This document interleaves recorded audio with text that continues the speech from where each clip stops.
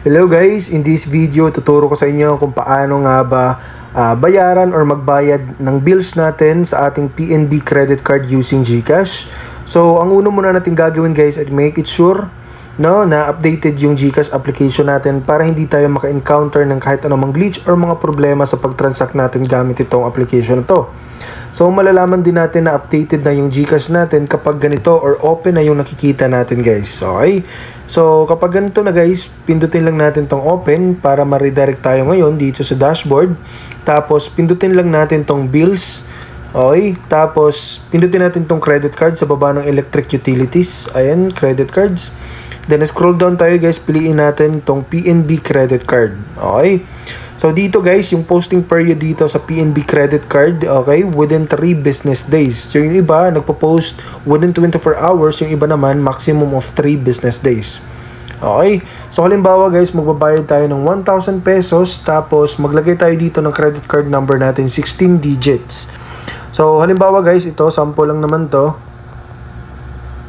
No, tapos itong email. Okay, make it sure na maglagay kayo ng email para magkaroon kayo ng copy ng resibo sa transaction na to para just in case na after 3 business days hindi pa rin nagre-reflect yung payment natin.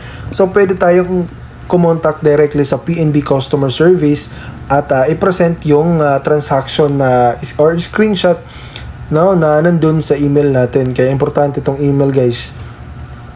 So Gmail.